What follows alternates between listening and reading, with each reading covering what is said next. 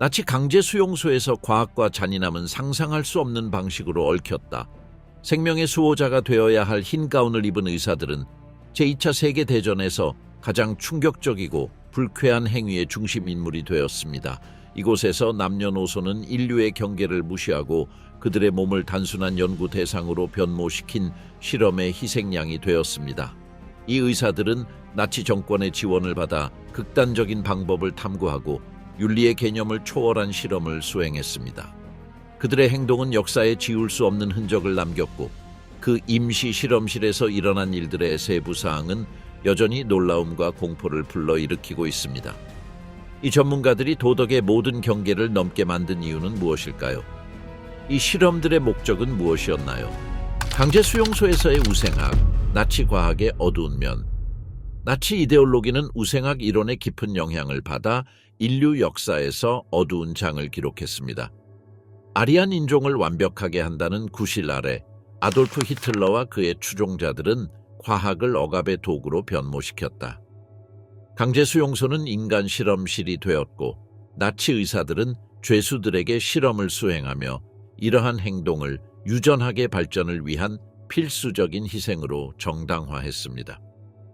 제3제국의 시작부터 하인리히 힘러와 같은 인물들은 강제 수용소에서 윤리적 고려 없이 연구할 기회를 보았습니다.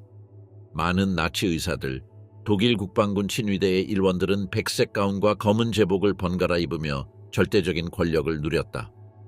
아우슈비츠 수용소의 지휘관인 루돌프 호에스는 의사들이 수용소에 도착하는 것을 장려하며 그들이 아우슈비츠를 유전자 실험의 중심지로 만들 수 있다고 믿었습니다. 모든 연령과 상태의 죄수들이 실험 대상으로 사용되었습니다. 그들은 강제 노동을 견뎌냈을 뿐만 아니라 의료 실험에도 선택되었습니다. 이러한 종종 치명적인 실험은 전염병 연구에서 극단적인 외과 수술에 이르기까지 다양했습니다. 의사들은 이러한 행동이 아리아 인종의 건강과 강함을 향상시키기 위해 필요하다고 정당화했습니다. 대기업들도 이러한 참사에 중요한 역할을 했습니다. 바이엘, 인터내셔널 게마인엑샤프트 파르벤 재벌의 자회사는 약물 개발을 위해 수감자들을 실험 대상으로 사용했습니다.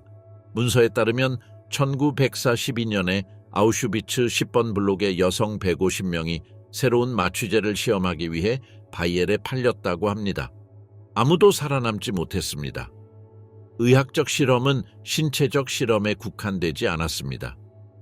유명한 나치 의사인 유리우스 할레보르데는 과학적 분석을 위해 오로지 실험 목적으로 살해된 사람들로부터 거의 700개의 뇌를 수집했습니다. 이러한 행위들은 나치 정권의 보호 아래 나치 권력의 최고 수준에서 승인받아 수행되었습니다. 요제프 망겔, 칼 클라우버그, 에두아르트 위르츠와 같은 이름들은 나치 의학의 공포와 동의어가 되었습니다. 맹겔레는 죽음의 천사로 알려져 있으며 유전학을 연구하고 비교하기 위해 쌍둥이에 초점을 맞춘 특히 잔인한 실험을 수행했습니다. 반면에 클라우버그는 바람직하지 않은 사람들의 번식을 막기 위한 대량 불임 절차에 착수했습니다. 이 실험들을 뒷받침하는 많은 문서들이 파괴되었지만 생존자들의 증언과 역사 기록들은 과학이 이데올로기를 위해 왜곡된 깊이 구조화된 시스템을 드러냅니다. 강제 수용소는 단순히 학살센터일 뿐만 아니라 의학윤리의 모든 경계가 무너진 실험실이기도 했습니다. 나치 의학 실험의 역사는 인류와 윤리적 원칙이 결여된 과학이 얼마나 극단적인 상황에 이를 수 있는지를 상기시켜 줍니다. 이러한 사건들은 의학이 결코 억압의 도구로 사용되지 않도록 보장하는 것이 얼마나 중요한지를 강조합니다. 죽음의 의사들, 나치 수용소에서의 의학 실험. 나치 강제 수용소에서 의사들은 상상을 초월하는 극단으로 과학을 끌어올린 시스템의 핵심 요소가 되었습니다. 이 남자들은 전문적인 외모와 종종 매력적인 태도를 지닌 채 동의 없이 죄수들을 실험 대상으로 삼는 잔혹한 실험을 수행했습니다. 그들 중에서 요제프 맹겔레, 칼 클라우버그, 호르스트 슈만과 같은 이름들은 나치 이데올로기의 이름으로 모든 윤리적 경계를 넘은 의학의 상징적인 인물로 두드러집니다. 제3제국에서 가장 악명 높은 의사 중 한 명인 요제프 망겔레는 1943년에 단 32세의 나이로 아우슈비츠에 도착했다. 언뜻 보기에는 그의 흠잡을 데 없는 외모와 상냥한 행동이 사람들을 속일 수 있었다. 그러나 그의 흠잡을 데 없는 독일 국방군 친위대 제복과 미소 뒤에는 쌍둥이에 대한 유전자 연구에 집착한 남자가 있었다. 맹겔레는 폴란드와 로만이 아이들을 실험 대상으로 삼아 순수 아리안으로 간주된 여성들의 출산율을 높일 방법을 찾고자 했다. 맹겔레의 아우슈비츠에서의 작업은 쌍둥이에 대한 실험뿐만 아니라 마취 없이 수행된 비인도적인 외과 수술도 포함되었습니다. 이 실험에서 살아남은 아이들은 부검을 위해 살해되었고 그들의 시신은 정권의 이익이 될 수 있는 해부학적 또는 유전적 차이를 찾기 위해 철저한 분석을 받았습니다. 칼 클라우버그와 호르스트 슈만은 아우슈비츠 10번 블록에서 대량 불임화 방법 개발을 중심으로 연구를 수행했습니다.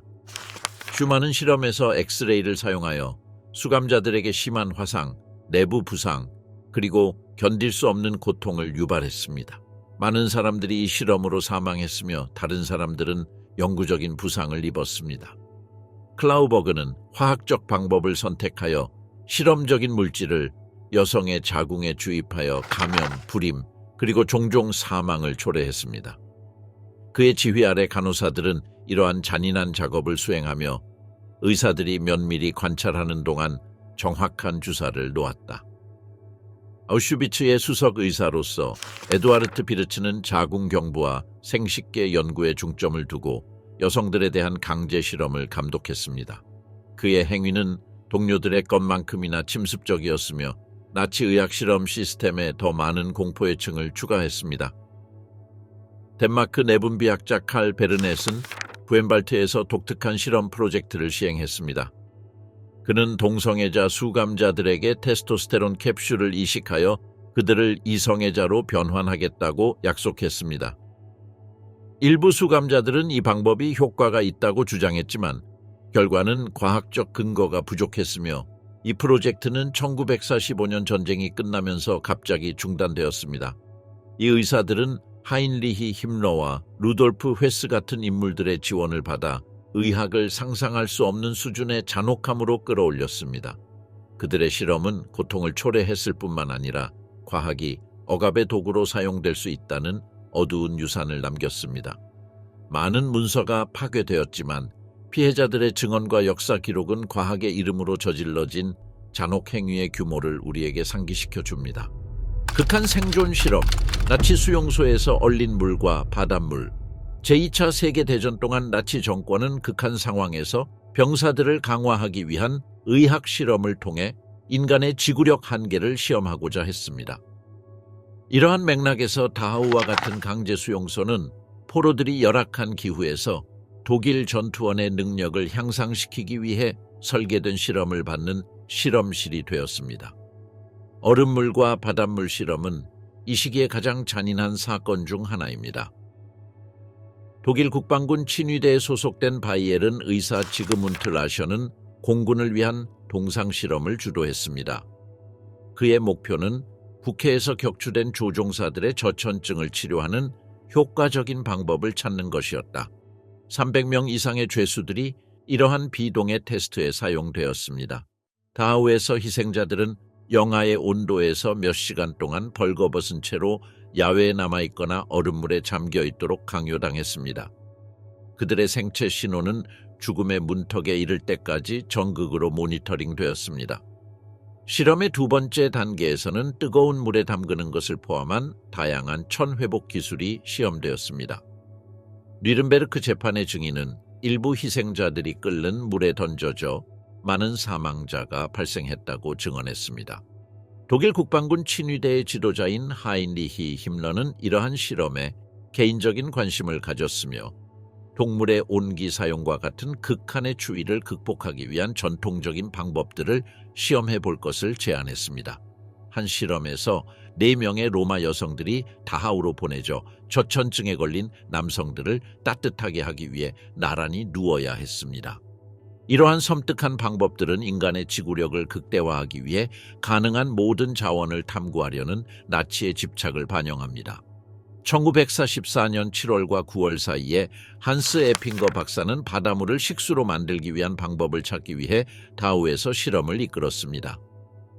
주로 로마니 출신의 죄수들은 음식을 빼앗기고 소금물이나 필터링된 물만 마시도록 강요당했으며 이는 극심한 탈수와 돌이킬 수 없는 신체 손상을 초래했습니다. 피실험자들은 빠르게 약해져 땅을 핥아 수분을 찾기 시작했다. 기록에 따르면 일부는 목마름을 해소하기 위해 절박하게 젖은 걸레나 액체 찌꺼기를 먹기 시작했다고 합니다.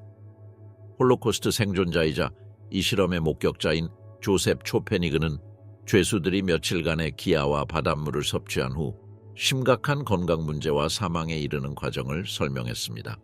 냉수와 해수 실험은 나치 정권의 체계적인 잔혹성을 강조할 뿐만 아니라 군사적 목적을 위한 과학의 도구화도 보여줍니다.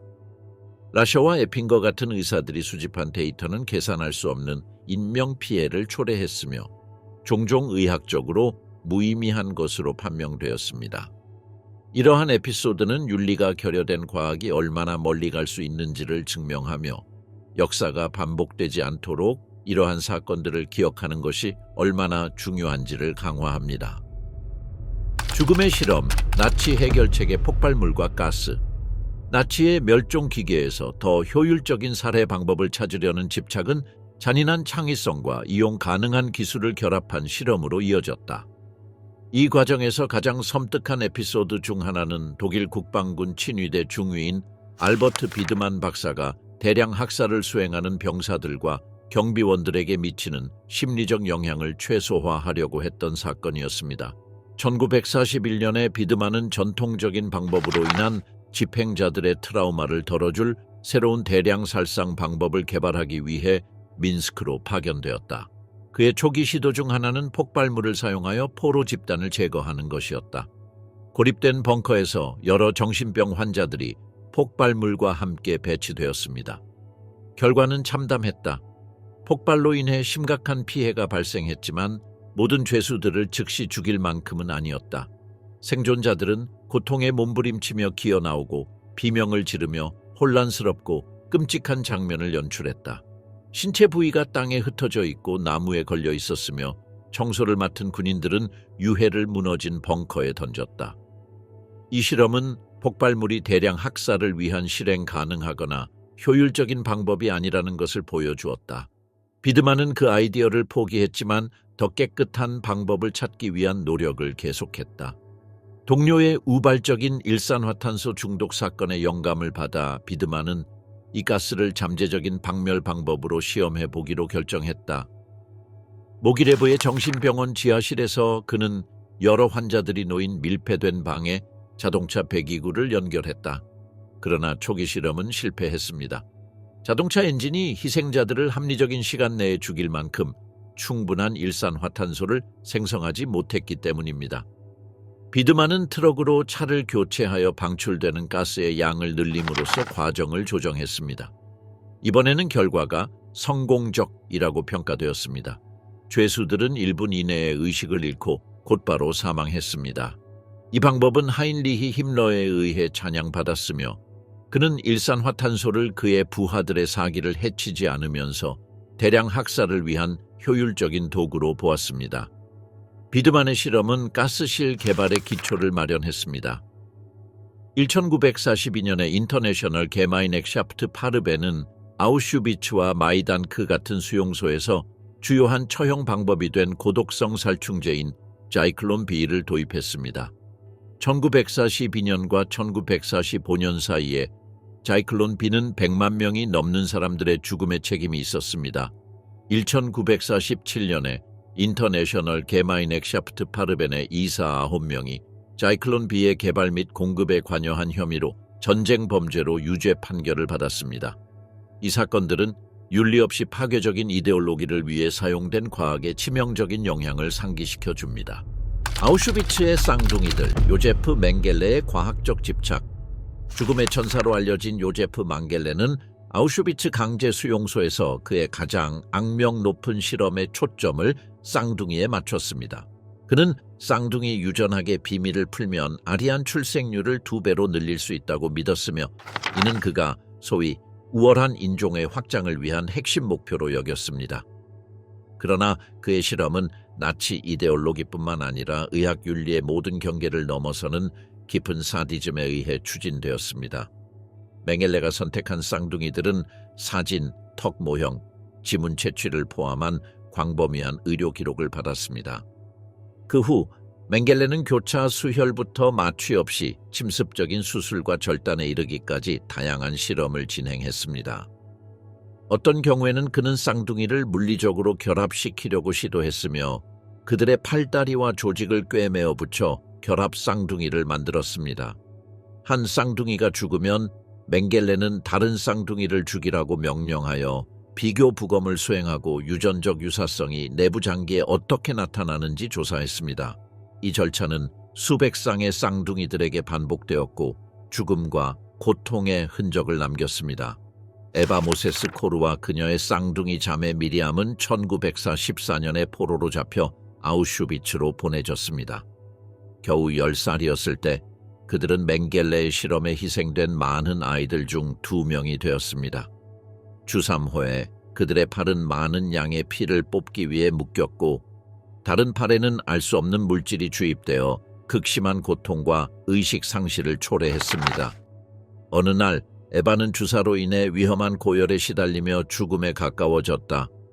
맹겔레가 그녀를 방문하여 그녀가 이틀 이상 생존할 것이라고는 기대하지 않는다고 차가운 말투로 말했다. 절망적인 상황에도 불구하고 에바는 여동생을 보호하겠다는 결심으로 회복할 수 있었습니다. 그녀는 자신이 죽으면 미리암도 죽을 것이라는 것을 알고 있었다. 과학적 공포, 나치 수용소에서 질병과 치명적인 화학물질로 실험. 1942년과 1945년 사이에 나치 강제 수용소는 수천 명의 죄수들이 치명적인 질병과 독성 화학물질을 포함한 잔인한 실험에 시달리는 의료 실험의 중심지가 되었습니다. 이 실험들은 나치 의사들이 주도하고 정권이 지원했으며 군대를 위한 의학적 발전과 상처 및 질병치료법의 시험을 목표로 하여 윤리나 인도주의를 무시하고 인간의 생명을 희생시켰습니다. 다하우에서 1200명 이상의 죄수들이 말라리아 연구에 사용되었습니다. 그들의 팔은 질병을 옮기는 모기로 가득 찬 세장 안에 고정되었습니다.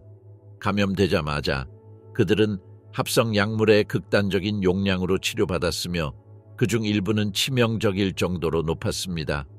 피실험자들 중 절반 이상이 사망했으며 생존자들은 심각한 장기적인 후유증을 남겼습니다. 캠프의 수석 관리자 오스왈드 폴은 이러한 실험들을 그의 지휘 아래에서 가장 광범위한 종류의 실험으로 묘사하며 희생자 수가 더 많았을 가능성이 있음을 시사했습니다. 1943년과 1945년 사이에 삭센하우젠과 나츠바일러 수용소는 당시 전염병 황달로 알려진 바이러스성 간염을 시험하는 중심지가 되었습니다. 죄수들은 독일 군대를 위한 백신을 개발하기 위해 의도적으로 감염되었습니다. 대부분의 희생자들은 사망했고 살아남은 사람들은 극심한 고통을 겪은 후 새로운 피실험자들로 교체되었습니다. 부엔발트에서 1943년부터 1944년까지 실험들은 음식에 첨가된 치명적인 독소와 독극성 총알에서 발사된 독소의 영향을 조사했습니다. 즉시 사망하지 않은 희생자들은 상세한 부검을 위해 처형되었습니다. 사진과 세심한 기록은 화학물질의 영향을 문서화했으며 독극물 주사로 인해 검은 액체로 가득 찬 물집이 있는 시신의 이미지를 포함했습니다. 1939년부터 1945년까지 작센하우젠과 라벤스브리크 같은 수용소의 죄수들은 결과적인 상처를 연구하기 위해 겨자가스와 부식성 화학물질에 노출되었습니다. 이 화상들은 효과적인 치료법을 찾기 위해 의도적으로 악화시켜 실험적인 약물로 치료되었습니다. 부엔발트에서 피해자들은 최전선의 군인들에게 의료 서비스를 개선하기 위한 노력의 일환으로 인화폭탄에서 추출한 인으로 인한 화상을 입었습니다. 라벤스브리크에서 설포나미드 실험은 파상풍과 같은 위험한 박테리아에 감염된 인공상처를 만드는 것을 포함했습니다. 희생자들의 혈관은 전투 부상을 시뮬레이션하기 위해 묶였고 그들의 상처는 나무 조각과 유리로 악화시켰습니다. 이 실험들은 항균 치료의 효과를 평가하려고 했지만 절단과 죽음의 유산을 남겼습니다. 이 실험들은 수천 명의 죄수들에게 엄청난 고통과 죽음을 초래했을 뿐만 아니라 의학적 발전이라는 미명 아래 과학이 어떻게 무기로 사용되어 잔악 행위를 저질렀는지를 보여주었습니다. 이 사건들은 과학에서 윤리와 인류애를 빼앗는 것의 끔찍한 결과를 여전히 강하게 상기시켜줍니다. 죽음의 방과 고도, 후베르투스 스트루골드와 지그문트 라셔의 실험. 제2차 세계대전 중 다우 강제 수용소에서 실시된 고산 실험은 나치 과학 역사에서 가장 어두운 장 중 하나로 기록되었습니다. 지그문트 라셔의 지휘와 후베르투스 스트루그홀트의 지원 아래 이러한 비인도적인 실험들은 독일 조종사들에게 고고대서의 생리적 영향을 이해하려고 시도했습니다. 그러나 이러한 의학적 목표 뒤에는 수백 명의 생명을 희생시킨 끔찍한 행위들이 숨겨져 있었다. 1942년에 다하우의 수감자들은 21,000m 68,000피트까지의 고도를 시뮬레이션한 저압 챔버에 배치되었습니다. 이 실험들은 비행기에서 탈출한 조종사들이 직면한 상황을 재현하기 위해 설계되었으며 대부분의 피실험자들에게 치명적이었습니다. 사용된 200명의 죄수 중 80명이 실험 중에 사망했으며 나머지는 부검을 위해 처형되었습니다. 라셔는 희생자들이 산소 없이 생존하기 위해 몸부림치는 동안 그들의 반응을 면밀히 기록했습니다. 하인리히 힘러에게 보낸 편지에서 그는 37세 남자가 경련을 일으키고 의식을 잃은 후 30분간의 산소 부족 끝에 결국 사망한 과정을 설명했습니다. 이 차갑고 비인격적인 의학 기록은 이러한 실험들이 얼마나 무감각하게 수행되었는지를 강조합니다. 라셔가 이러한 실험을 수행하는 동안 그는 저명한 생리학자이자 공군의 항공의학 연구 책임자인 후베르투스 스트루골트의 지시에 따라 행동했다. 스트루그홀드, 나중에 우주의학의 아버지로 불리게 된 그는 베를린에 있는 자신의 실험실로 전이된 안락사 센터의 간질 어린이들을 대상으로 한 산소 결핍 테스트를 포함한 연구를 감독했습니다. 비록 이 아이들이 살아남았지만 실험은 극한 고도에서 흔히 발생하는 위험인 저산소증의 영향을 시뮬레이션하는 것을 목표로 했습니다. 스트러그홀드는 1947년에 독일 과학자들의 전문 지식을 연합국을 위해 활용하기 위해 설계된 프로젝트 페이퍼클립의 일환으로 미국으로 데려왔습니다. 그가 미국 항공우주국에 있을 때 그는 우주의학에 대한 기여로 찬사를 받았습니다. 그러나 2004년의 후속 조사에서 그의 전시 실험 참여가 밝혀졌고 이에 따라 항공우주의학회는 그의 이름을 딴 상을 철회하게 되었습니다. 라셔가 1914년에 사기로 체포되어 전쟁이 끝나기 직전에 처형된 반면 스트러그홀드는 수십 년 동안 정의의 손길을 피했습니다. 그의 이야기는 윤리가 결여된 과학이 어떻게 잔혹 행위를 정당화하는 데 사용될 수 있는지를 상징합니다. 다하우와 스트루골드의 실험실에서 실시된 고고도 실험은 수백 명의 사람들에게 죽음과 고통을 초래했을 뿐만 아니라 인류와 분리된 과학이 도달할 수 있는 극단적인 결과에 소름 끼치는 유산을 남겼습니다. 이 끔찍한 행위들은 과학 연구의 핵심에 윤리를 두어야 한다는 필요성을 강하게 상기시켜줍니다. 한 개의 과학, 레벤스브리크에서의 나치 여성 실험. 제2차 세계대전 중 여성 수용소인 레벤스브리크는 인종위생 정책을 시행하고 인체의 한계를 탐구하며 나치 이념에 맞는 외과 및 화학 방법을 개발하려는 끔찍한 실험의 장소가 되었습니다. 강제불임 수술은 나치 정권의 최우선 의료 과제로 제3제국의 기준에 따라 부적합하다고 여겨진 사람들의 번식을 막기 위한 것이었습니다. 레이벤스브리크의 여성들은 난소 제거와 난관 결차를 포함한 침습적인 외과 수술을 받았습니다. 이러한 수술은 비위생적인 환경에서 적절한 마취 없이 수행되어 심각한 감염, 만성 통증 그리고 많은 경우 사망에 이르게 했습니다. 또한 나치 의사들은 화학적 방법을 실험하여 생식기관에 물질을 주입했습니다. 이 화학 물질들은 난소 조직을 파괴하여 심각한 염증을 일으키고 피해자들을 불임 상태로 만들었습니다. 방사선 실험은 또 다른 방법이었습니다. 여성들은 골반 부위에 고용량의 방사선에 노출되어 심한 화상, 방사선 중독, 그리고 생존자들에게는 암이 발생했습니다. 이 실험들의 목표는 인종위생에 대한 정권의 체계적인 접근 방식을 반영하여 신속하고 비용 효율적이며 확장 가능한 해결책을 찾는 것이었습니다. 임산부들도 레이븐스부리크에서 실험에 시달렸습니다. 일부는 태아 발달과 모성 건강에 미치는 영향을 연구하기 위해 극심한 영양 실조와 의료 서비스 부족 같은 극한의 조건에서 임신을 만기까지 유지하도록 허용되었습니다.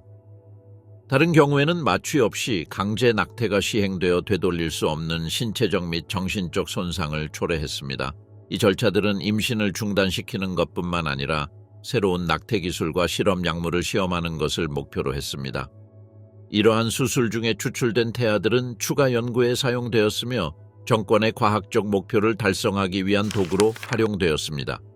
그 캠프는 또한 위험한 화학 물질과 박테리아로 실험하는 장소가 되었습니다.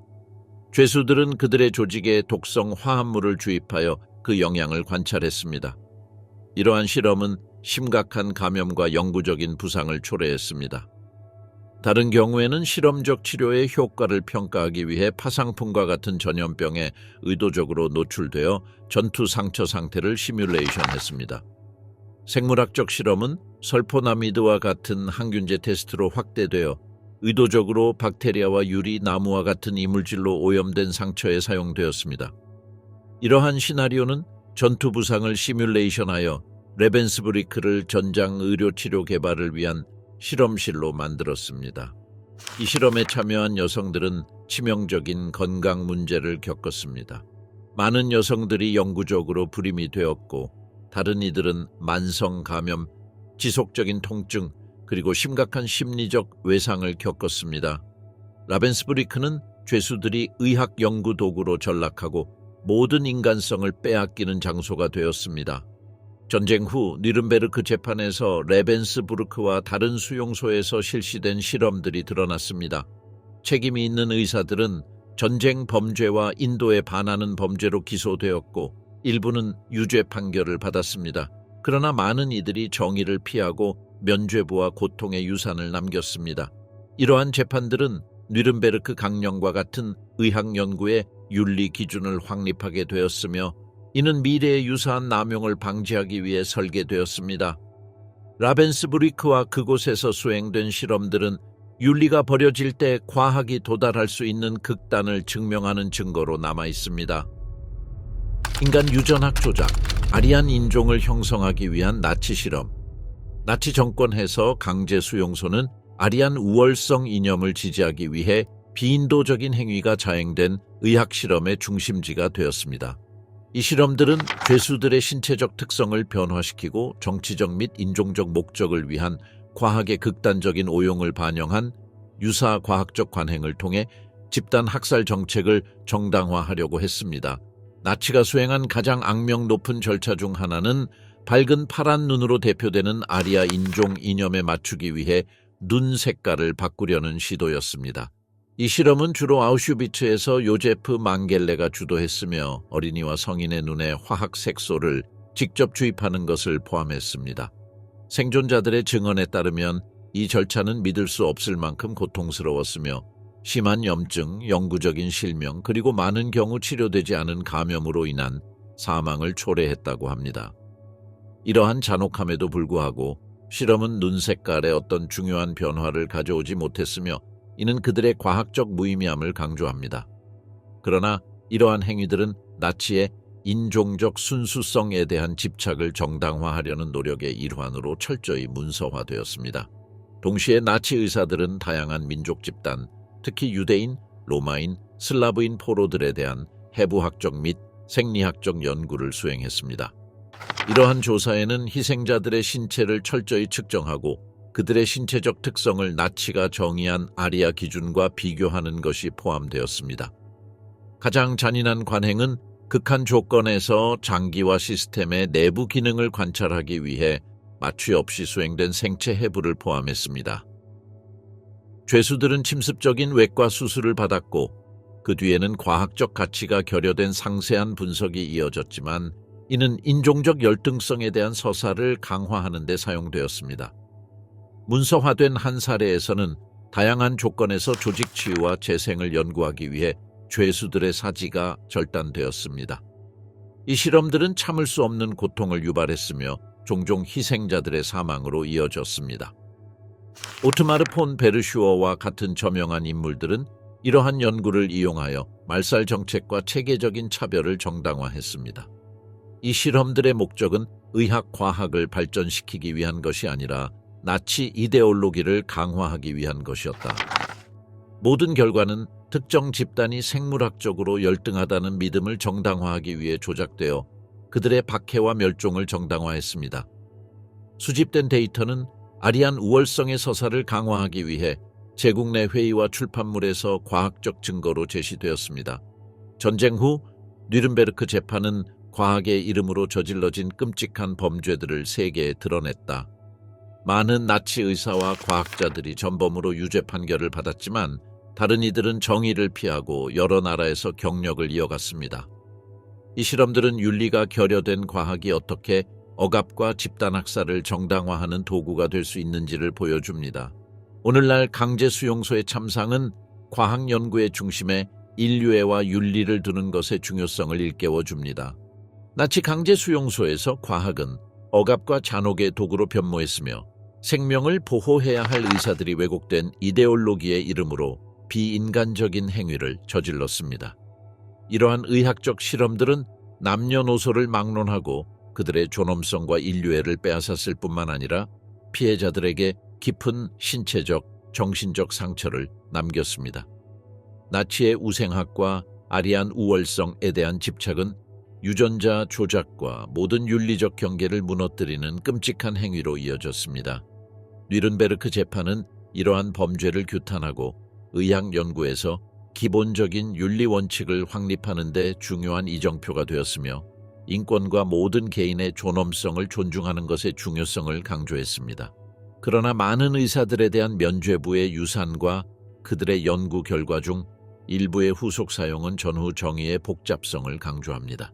이 사건들은 과학이 윤리에서 벗어났을 때 얼마나 깊은 나락으로 떨어질 수 있는지를 상기시키는 소름 끼치는 경고로 남아있으며 모든 과학적 노력의 기둥으로서 인류의 존엄성 그리고 윤리적 정직성을 유지하는 것이 얼마나 중요한지를 강조합니다.